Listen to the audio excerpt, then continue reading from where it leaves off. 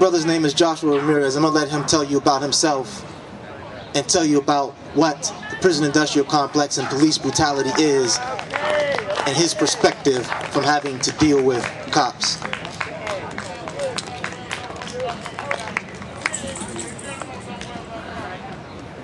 Hey, power to the people. Power to the people. Power, baby, I love you. Show it to me. You get a better look at who I am or whatever. You know, I got a lot of tattoos, and guess what? I got them at the most expensive institution in Michigan. The institution that takes more money from the Michigan budget than all of the higher education institutions put together. We're talking about the Michigan Department of Corrections. When I was 19, I was a knucklehead, and there are quite a few court documents to attest to that. I went in for 3 years for a robbery. I was sentenced to 3 years to 20 years, and I did almost exactly 4 times my minimum sentence. I don't really know how I can convey to you what it's like to be in a secure housing unit where you're locked up 23 hours a day, and the only book that they'll give to you is a Bible. And sometimes it's frustrating. A lot of people, you know, turn to Christianity so that they can have some type of hope, because this is a place that is absolutely desolate when it comes to hope. There are a lot of people right now who are in secure housing units and maximum security prisons all across Michigan who are literally being driven insane. Some of them aren't afforded that 1 hour out of their cell per day. Some of them are afforded nothing. Some of them eat bricks of food called food loaf. Some of them, like at Algermax, where I was at for 3 years, are fed crushed up glass along with their food, or metal shavings. And there are routinely lawsuits against the Michigan Department of Corrections, which costs us as taxpayers, because now I pay taxes, salute, to an illegitimate government, but I pay taxes. We routinely pay money from our state budget to these lawsuits to the families of prisoners who were murdered in the Michigan Department of Corrections. There are a lot of people coming from urban areas. I come from an urban area. My family, they're Detroit Italians. Good people. They grew up over on the east side, Seymour, Cadillac. My father, my uncle, my aunt lived with my grandma in the counter projects when they were very small. And there are a lot of people from urban settings who are being shipped off to these new plantations. And if you are at one of these new plantations and you're rebellious, they have a place for you. It's a secure housing unit. They have little titles for leaders and organizers called a security threat group leader. I was placed on security threat group leader status and sent off to a maximum security prison because of my organizing work in the Michigan prison system.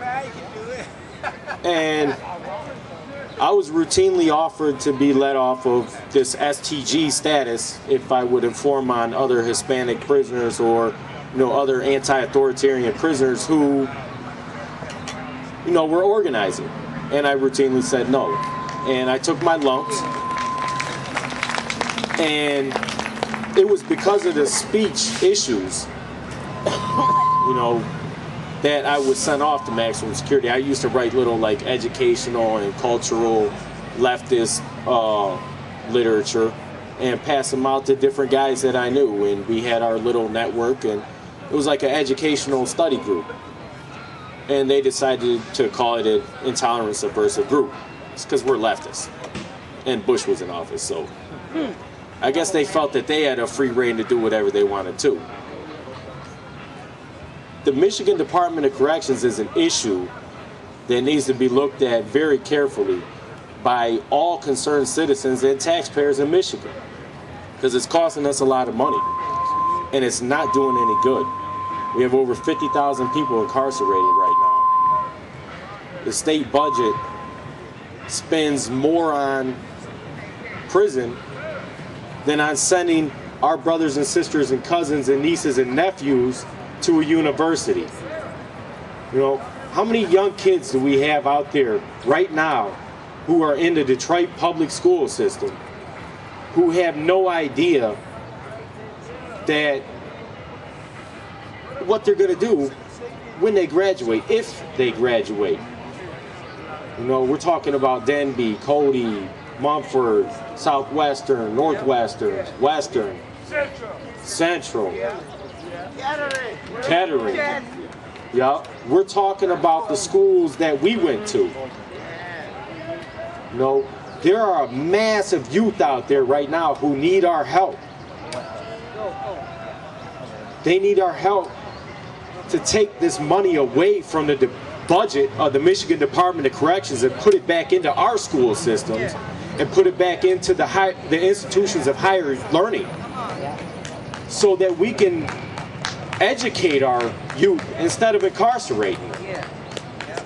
Not everybody is as fortunate as I am inside a prison. Right now I'd like to talk about one of my good friends and comrades, a new African prisoner of conscience named Jason School. Right now as we speak, he's in a secure housing unit. Jason School's crimes are non-violent. Jason School was set up by correctional officers and given a new case while he was in prison because he is a revolutionary. Jason School is like a brother to me. And it pains me that he's not able to be out here with us today, because I definitely know he would be. I called his sister Kwana earlier today because we're putting pressure on Standish Maximum Security Correctional Facility way out in the country, because that's where they build prisons. And those are the people who work at these prisons. Yep. A bunch of people who don't really understand what it's like to come from a culturally diverse background. People who probably shouldn't be in power or have a position of authority to begin with. Jason School will be free one day. And until then, I'm going to keep on fighting for you, bro. Free Jason School. Free Jason School.